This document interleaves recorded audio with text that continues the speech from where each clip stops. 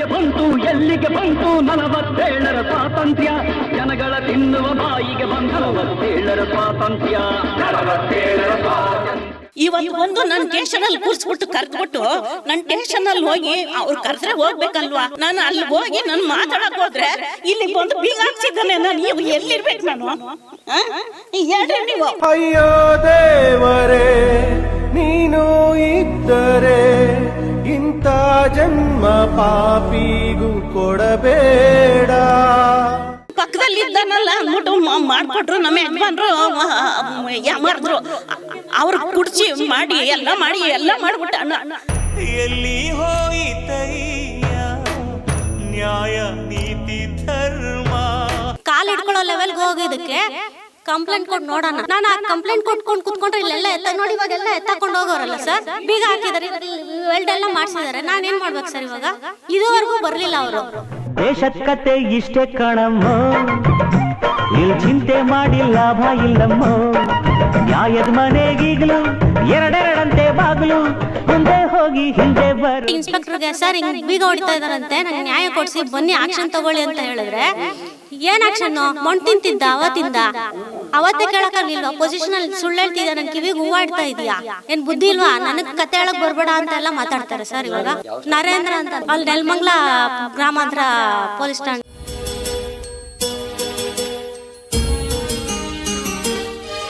ಜಮೀನು ವಿವಾದ ಒಂದು ಕುಟುಂಬವನ್ನ ಸಂಕಷ್ಟಕ್ಕೆ ತಳ್ಳಿದ ಘಟನೆ ಬೆಳಕಿಗೆ ಬಂದಿದೆ.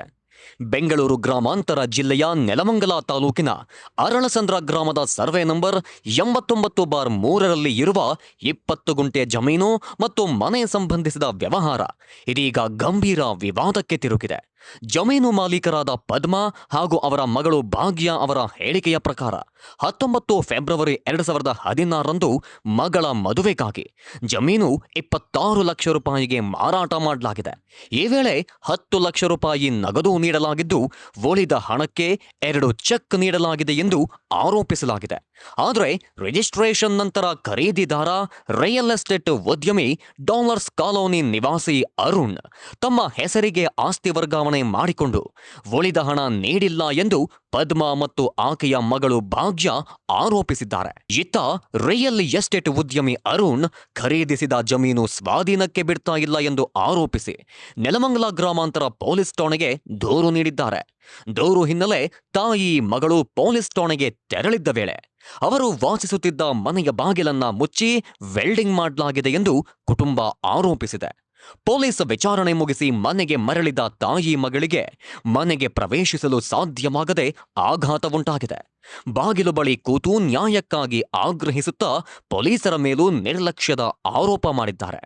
ಪೊಲೀಸ್ ಠಾಣೆಗೆ ತೆರಳಿದ್ದ ವೇಳೆ ಇನ್ಸ್ಪೆಕ್ಟರ್ ಉದ್ದಟತನದಿಂದ ಮಾತನಾಡಿದ್ದ ಬಗ್ಗೆ ಮಗಳು ತನ್ನ ಮೊಬೈಲ್ನಲ್ಲಿ ರೆಕಾರ್ಡ್ ಮಾಡಿಕೊಂಡಿದ್ದಾರೆ.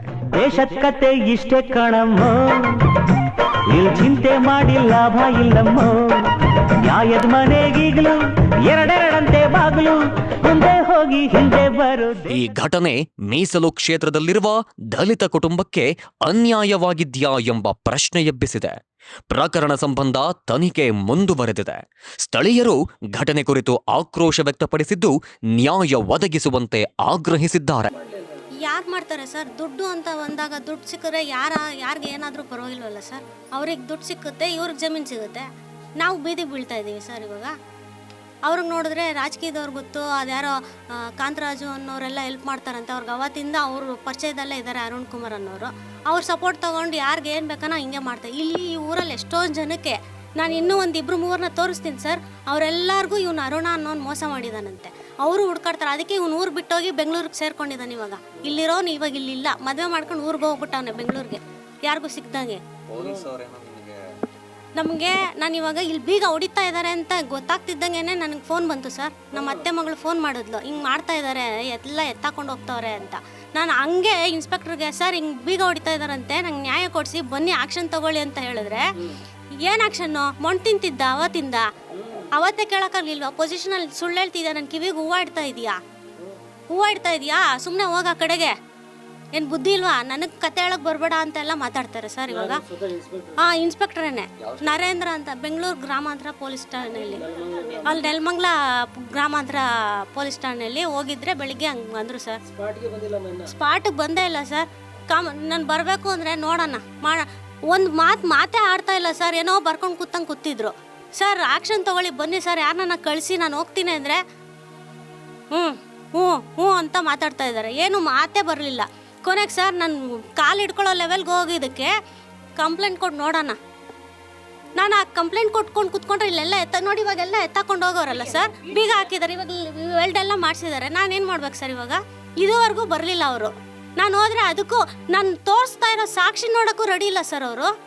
ಒಂದು ಪೇಪರ್ ನೋಡೋಕ್ಕೂ ರೆಡಿ ಇಲ್ಲ. ನಮ್ಮ ತಾಯಿಗೆ ಮೊದಲೇ ನಿಂತ್ಕೊಳ್ಳೋಕ್ಕಾಗಲ್ಲ, ಕಾಲು ನೋವು ಅಂದರೆ ಅವ್ರನ್ನ ದೂರದಲ್ಲಿ ನಿಲ್ಲಿಸ್ಬಿಟ್ಟು ಏನು ಮೊಂಟಿದ್ದ ಅಂತ ಅವ್ರಿಗೂ ಬೈತಾ ಇದ್ದಾರೆ. ಹ್ಞೂ ಸರ್, ಅವ್ರು ಮರ್ಯಾದೆ ಇಲ್ದಂಗೆ ಮಾತಾಡಿದ್ರು ನನಗೂ ನಮ್ಮ ಅಮ್ಮನಿಗೂ. ಇಬ್ಬರೇ ಹೆಂಗಸ್ರು ಹೋಗಿದ್ದೀವಿ ನಾವು. ಈ ಥರ ಮರ್ಯಾದೆ ಇಲ್ದಂಗೆ ನಡ್ಸ್ಕೊಂಡು ಇವಾಗ ನೋಡಿದ್ರೆ ಒಂದು ಆ್ಯಕ್ಷನ್ನು ತೊಗೊಂಡಿಲ್ಲ. ಇವಾಗ ಯಾರಿಗೇನು ಹೇಳಬೇಕು ಸರ್ ನಾನು? ಅದಕ್ಕೆ ನಾನು ನಿಮಗೆ ಫೋನ್ ಮಾಡಿದೆ. ಇನ್ಯಾರೂ ಇಲ್ಲ ನಮಗೆ ನ್ಯಾಯ ಕೊಡ್ಸೋಕ್ಕೆ ಅಂತ. ಇಲ್ಲ ಸರ್, ಇವಾಗ ಅವ್ರದ್ದೇ ಸರಿ ಅನ್ನೋ ಹಂಗೆ ಮಾತಾಡಿದ್ರೆ ನನಗಾಗಿ ನನ್ನ ಅನ್ಯಾಯನೂ ಕೇಳಕ್ಕೆ ರೆಡಿ ಇಲ್ಲ ಅವರು. ನನಗೆ ದುಡ್ಡೇ ಕೊಟ್ಟಿಲ್ಲ, ಸಾಕ್ಷಿ ನೋಡಿ ಸರ್ ನಾನು ತೋರಿಸ್ತೀನಿ ಅನ್ನೋ. ಏನು ತೋರ್ಸೋದು ನೀನು? ಏನು ನಂಗೆ ಹೇಳ್ತಾ ಇದೆಯಾ ಕತೆನಾ ಅಂತ ಅಂತಾರೆ. ಒಂದೇ ನಿಮಿಷ ಸರ್, 2 ನಿಮಿಷ ಅವ್ರು ನೋಡೋಕ್ಕೂ ಪೇಷನ್ಸ್ ಇಲ್ದಂಗೆ ಇದ್ರು ಅವರು. 2 ನಿಮಿಷ ನೋಡಿ ಸರ್ ಅಂದ್ರೂ ಕೇಳಲಿಲ್ಲ ಅವರು.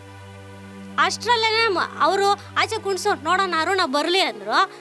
ಅಷ್ಟೊತ್ತಿಗೆ ನಾನು ಈಚೆ ಬಂದರೆ ಫೋನ್ ಬಂತು, ಇಲ್ಲಿ ಹೊಡಿತಾ ಇದ್ದಾರೆ ಅಂತ. ಅವ್ನು ಇಲ್ಲಿ ಬಂದು ಕೂತವನೆ, ಅಲ್ಲೆಲ್ಲಿ ಬರ್ತಾನೆ ಅರುಣ ಅನ್ನೋನು? ವ್ಯವಸ್ಥಿತವಾಗೇ ಮಾಡಿರೋದು ಇದನ್ನ. ಅದು ನನಗೆ ಗೊತ್ತಿಲ್ಲ ಸರ್. ಕಾಂತರಾಜು ಅವ್ರಿಗೆ ಹೆಲ್ಪ್ ಮಾಡ್ತಾರೆ ಅಂತ ಅಂತಾರೆ. ಅರುಣ ಅನ್ನೋನು ಜಾಸ್ತಿ ಅವ್ರ ಹತ್ರ ಓಡಾಡ್ತಿದ್ದಂತೆ. ಅವರು ಅದು ನನಗೆ ಗೊತ್ತಿಲ್ಲ ಸರ್, ಅದು ಯಾರು ಅಂತ ನನಗೆ ಗೊತ್ತಿಲ್ಲ. ಯಾರ್ಯಾರು ಹೇಳೋದನ್ನು ಕೇಳಿದ್ದೀನಿ, ರಾಜಕೀಯದವ್ರು ಹೆಲ್ಪ್ ಮಾಡ್ತಾರೆ ಅಂತ ನನಗೆ ಗೊತ್ತದು ಅಷ್ಟೇ. ಹಂಗೆ ಹೆಲ್ಪ್ ಮಾಡ್ತಾರೆ ಇವ್ರಿಗೆ, ಅವನೇ ಹೇಳ್ಕೊತಾನೆ ನನಗೆ ಅವ್ರು ಗೊತ್ತು ಇವ್ರು ಗೊತ್ತು ಅಂತ ಹೇಳ್ಕೊತಾ ಇರ್ತಾನೆ. ನಾನು ರಾಜಕೀಯದಲ್ಲೆಲ್ಲ ಇದ್ದೀನಿ ಅಂತ.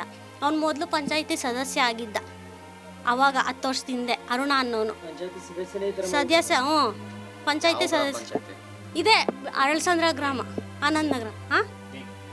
ಬೇಗೂರಿಗೆ ಗ್ರಾಮ ಪಂಚಾಯತಿ ಸದಸ್ಯ ಆಗಿದ್ದ ಅವನು. ಅದಕ್ಕೆ ಎಲ್ಲರ ಹೆಲ್ಪು ತಗೊಂಡು ಈ ಥರ ಮೋಸ ಮಾಡ್ತಾ ಬಂದವನು. ನಮಗೆ ಈ ಮನೆ ನಮ್ಮ ಜಮೀನು ನಮಗೆ ಕೊಡಿಸ್ಬೇಕು ಸರ್. ನಮಗೆ ಈ ಬೀಗ ಇವಾಗ ತೆಗಿಸ್ಬೇಕು. ನನಗೆ ಇರಕ್ಕೆ ನೆಲೆ ಬೇಕು ಸರ್. ನಾನು SC ಕ್ಯಾಸ್ಟ್ ಅವರು. ನಮ್ಮ ಹತ್ರ ಬೇಕು ಅಂದಾಗೆಲ್ಲ ಬಂದು ಅವಾಚಿವಾಗೆಲ್ಲ ಮಾತಾಡ್ತಾನೆ ಅವನು. ಈ ಥರ SC ಕ್ಯಾಸ್ಟು ಏನಂದರೆ ಅದು ಮಾಡ್ತೀನಿ. ಅವರು ಗೌಡ್ರು ಸರ್, ಒಕ್ಕಲ್ಗರು. ಹಿಂಗೆ ಇವಾಗ ನಮ್ಮನ್ನು ಹಿಂಗೆಲ್ಲ ಮೊನ್ನೆ ಸ್ಟೇಷನಿಂದ ಬಂದವ್ರೆ, ಮಾಜರ್ ಮಾಡಿಸ್ತೀನಿ ಅಂತ ಭಾನುವಾರ ಕರ್ಕೊಂಬಂದ್ಬಿಟ್ಟು 10 ಜನನ ಕರ್ಸ್ಕೊಂಡವನೆ ಸರ್. ಪೊಲೀಸವ್ರು ಇಬ್ಬರೇ ಬಂದಿದ್ದು. ಮಾಜರ್ ಮಾಡ್ತೀನಿ, ಬಾಗಿಲು ಓಪನ್ ಮಾಡು ಅಂತಾರೆ. ನಾನು ನಮ್ಮಮ್ಮ ಇಬ್ಬರೇ ಇದ್ದೀನಿ, ಹೆಂಗೆ ಸರ್ ಬಿಡ್ಬೇಕು ನಾನು? ಆಚೆಲ್ಲ ಮಾಡ್ಕೊಂಡ್ರು. 10 ಜನನ ಕರ್ಸ್ಕೊಂಡಿದ್ದ. ನಾನು ಬಿಡಲ್ಲ ಒಳಗಡೆಗೆ ಅಂದೆ. ನಾನು ಬರ್ತೀನಿ ಸ್ಟೇಷನ್ಗೆ, ಬಂದು ಮಾತಾಡ್ತೀನಿ ಅಂದೆ. ನಾನು ಒಳಗೆ ಬಿಡಲಿಲ್ಲ. ನಾನು ಬಂದಮೇಲೆ ಬೇಕಾದ್ರೆ ಬನ್ನಿ ಸರ್ ನೀವು, ಅವ್ರು ಅಷ್ಟು ಜನ ಇರೋದಕ್ಕೆ ನನಗೆ ಭಯ ಆಗುತ್ತೆ, ನಾನು ಬಿಡಲ್ಲ ಅಂದೆ. ಹಿಂಗೆ ಅಷ್ಟು 10 ಜನನ ಕರ್ಸ್ಕೊತಾನೆ ಮನೆ ಹತ್ರ ಅವನು. ದುಡ್ಡಿರೋರು ಸರ್ ಅವರು, ಏನು ಬೇಕಾನ ಮಾಡ್ತಾರೆ.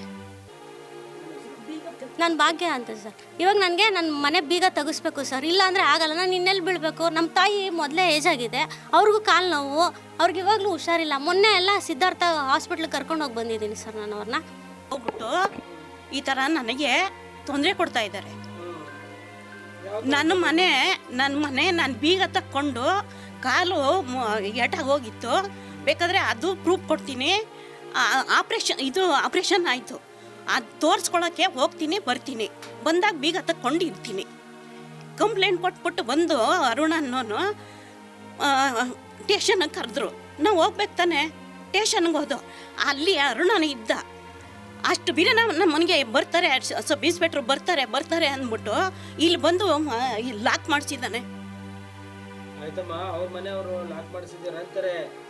ಅಣ್ಣ ಒಳಗಡೆ ಎಲ್ಲ ಸಾಮಾನು ತಗೊಂಡು ಹೋಗಿದ್ದಾನ. ನೋಡು, ಬಾಚಣಿಗೆ ಎಲ್ಲ ಬಿತ್ತೋಗಿದ್ದವಣ್ಣ. ಇಲ್ಲಿ ನೋಡ್ರಿ, ಮಾಡ್ಕೊಟ್ಟಿರೋದು ನಿಜ ಅಣ್ಣ. ದುಡ್ಡು ಬಂದಿಲ್ಲ ಅಣ್ಣ ನನಗೆ. ಚೆಕ್ಗಳಿದಾವಣ್ಣ, ಇದಾವಣ್ಣ. ನಾನು ಇಲ್ಲ ಮಾಡ್ಕೊಂಡಿದ್ದಾನೆ. ಇಲ್ಲ, ಇವನ್ ಪಕ್ಕದಲ್ಲಿ ಇದಾನೆ, ಏನೋ ಪರಿಚಯ ಇದಾನೋ ಅಂತ ನಾವು ಎಲ್ಲ ಸೈನ್ ಹಾಕಿದ್ರೆ ದುಡ್ಡು ಕೊಡ್ಲಿಲ್ಲ. ಮನೆಯಲ್ಲೇ ಇದ್ದೀವಿ. ನಿಜವಲ್ಲಣ್ಣ, ದೇವರಾಣೆಗೂ ನನ್ ದುಡ್ಡು ಬಂದಿಲ್ಲ ಅಣ್ಣ. ಎಷ್ಟು ಬರ್ಬೇಕು ದುಡ್ಡು? 11 ಲಕ್ಷ ಬರಬೇಕು ಸರ್ ನನಗೆ. ಇವಾಗ ಅವ್ರ ಕಡೆ ಹಾಕೊಂಡು ಮಾತಾಡ್ತಾ ಇದ್ದಾರೆ. ಮತ್ತೆ ಸ್ವಂತ ನಿಮ್ಮ ಅಣ್ಣನೇ ನಿನ್ನ ಪರ ನಿಲ್ಸಿಲ್ಲ. ದುಡ್ಡು ಅಂದ್ರೆ ಎಲ್ಲರಿಗೂ ಹಂಗೆ ಅಣ್ಣ ಇಲ್ಲ, ಯಾವ ತಂಗಿನೂ ಇಲ್ಲ. ಮಾತಾಡ್ತಾರೆ. ಈಗ ಅದು ಒರಿಜಿನಲ್ ಚೆಕ್ ಐತಾ ನಿಮ್ಮ ಹತ್ರ? ಇದಣ್ಣ ಇಟ್ಟಿದ್ದೀನಿ. ಎಷ್ಟು ಲಕ್ಷದಮ್ಮ ಚೆಕ್? 5 ಲಕ್ಷದ 2 ಚೆಕ್ ಇದೆ ಸರ್. 1 ಲಕ್ಷ ಕ್ಯಾಶ್ ಕೊಡ್ತೀನಿ ಆ ಟೈಮಲ್ಲಿ ಅಂತ ಹೇಳಿದ್ರು. ಅಷ್ಟು ದಿನ ಹಸ್ಗಳು ಕಟ್ಕೊಂಡಿದ್ದು ಆಮೇಲೆ ಹಿಂಗೆ ಏಟಾಯ್ತು. ನಮ್ಮ ಯಜಮಾನ್ರಾಗ ಹುಷಾರಿಲ್ಲ, ಕಿಡ್ನಿ ತೊಂದರೆ, ಅವ್ರಿಗೆ ಅಡ್ಮಿಟ್ ಮಾಡ್ದು. ಓಡಾಡ್ಕೊಂಡಿದ್ದೀವಿ, ಬೀಗ ಹಾಕ್ಕೊಂತೀನಿ, ಹೋಗ್ತೀನಿ ನೋಡಿ ಬೀಗ. ಇವತ್ತು ಬಂದು ನನ್ನ ಸ್ಟೇಷನಲ್ಲಿ ಕೂರಿಸ್ಬಿಟ್ಟು ಕರೆದ್ಬಿಟ್ಟು ನನ್ನ ಸ್ಟೇಷನಲ್ಲಿ ಹೋಗಿ ಅವ್ರು ಕರೆದ್ರೆ ಹೋಗ್ಬೇಕಲ್ವಾ, ಸಬ್ ಇನ್ಸ್ಪೆಕ್ಟರ್ ಕರೆದ್ರೆ ಹೋಗ್ಬೇಕಲ್ವಾ. ನಾನು ಅಲ್ಲಿ ಹೋಗಿ ನಾನು ಮಾತಾಡಕ್ಕೆ ಹೋದ್ರೆ ಇಲ್ಲಿ ಬಂದು ಬೀಗ ಹಾಕ್ಸಿದ್ದಾನೆ. ನಾನು ಈಗ ಎಲ್ಲಿರ್ಬೇಕು ನಾನು? ಹೇಳ್ರಿ ನೀವು.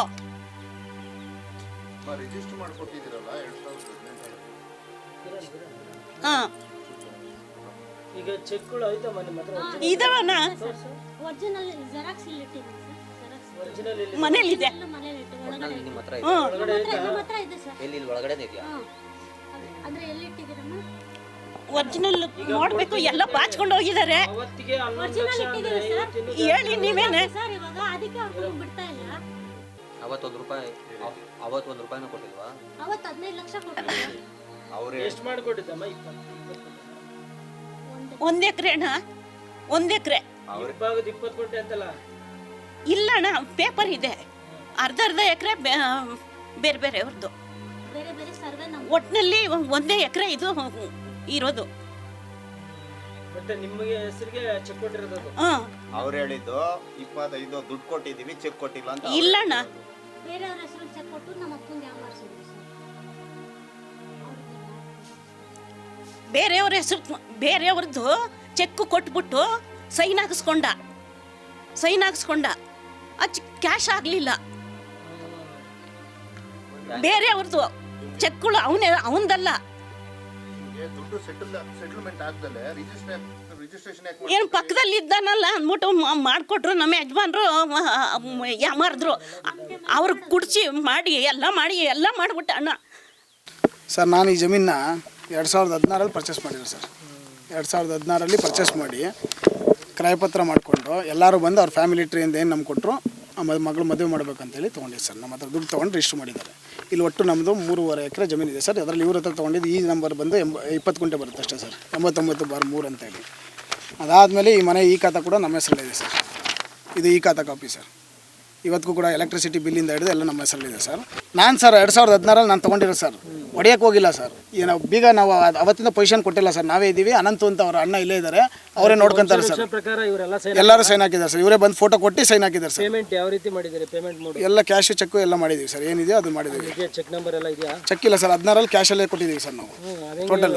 ಚೆಕ್ ಅಲ್ಲಿ ಅಲ್ಲ ಸರ್, 16ರಲ್ಲಿ ಕೇಳಿ ಸರ್. ಇವಾಗ ಅವತ್ತಿಗೆ ಅವತ್ತು ಕಾನೂನು ಇತ್ತು ಸರ್. ಕ್ಯಾಶ್ ಹೌದು ಸರ್, 16ರಲ್ಲಿ ಇತ್ತು ಸರ್. ಅದ್ರ ಪ್ರಕಾರ ಕೊಟ್ಟಿದ್ದೀವಿ ಸರ್. ನೋಡಿ ಸರ್, 9 ಲಕ್ಷ ಟೋಟಲ್ ಅವ್ರಿಗೆ ಏನು ಮಾತಾಡಿದ್ವಿ. ಕ್ಯಾಶ್ ಕೊಟ್ಟಿರೋದು ಹೌದು. ಅದಾದ್ಮೇಲೆ ಸರ್, ಅಲ್ಲ ಅದೇ ನಿಮ್ಗೆ ಹೇಳ್ತೀನಿ ಸರ್. ಅದಾದ್ಮೇಲೆ ಕೊಡಂಗಿಲ್ವಲ್ಲ ಅಂತ? ಇಲ್ಲ ಸರ್, ಕೊಟ್ಟಿದ್ದೀವಿ ಸರ್. ಅವತ್ತಿಗೆ ಹಂಗೆ ಮಾಡ್ತಾ ಇದ್ದೆ ಎಲ್ಲ ರಿಜಿಸ್ಟರ್ಸ್. 1 point sir. ಅದಾದ್ಮೇಲೆ ಏನಾಯ್ತು, 2 ಆಯ್ತು ಹೇಳಿಯಾ ಈಗ ಸರ್. ಅದಾಯ್ತು. ಅದಾದ್ಮೇಲೆ ಸರ್ ಮತ್ತೆ ಎಷ್ಟು ಕೊಟ್ಟಿದ್ರಿ? ಯಾವುದಕ್ಕೆ ಅವ್ರಿಗೆ ದುಡ್ಡು ರಿಜಿಸ್ಟರ್ ಮಾಡ್ಕೊಳಕ್ಕೆ? 3 ಎಕರೆ ಮತ್ತೆ ಪ್ಲಸ್ 3 ಎಕರೆ ಅಲ್ಲ ಸರ್, ಬೇರೆ ಬೇರೆಯವ್ರದ್ದು. ಅದು 3 ಎಕರೆ, ಇನ್ನು ಮಿಕ್ಕಿದವ್ರು ಬೇರೆ ಬೇರೆ. ಇವ್ರದ್ದು 20 ಗುಂಟೆ ಇದು ಸೇರಿ. 20 ಗುಂಟೆಗೆ ಎಷ್ಟು ಕೊಟ್ಟಿದ್ರಿ? ಟೋಟಲ್ 20 ಗುಂಟೆ 2 ಸೇರಿ 1 ಎಕರೆಗೆ 16 ಲಕ್ಷ ಕೊಟ್ಟಿದ್ವಿ ಸರ್. ಅಲ್ಲ ಇವ್ರು 20 ಗುಂಟೆ ವ್ಯಾಪಾರ ಅಲ್ಲ, 20 ಗುಂಟೆ 2 ನಂಬರ್ ಸಪ್ರೇಟ್ ಸರ್ವೆ ನಂಬರ್ ಇದೆ.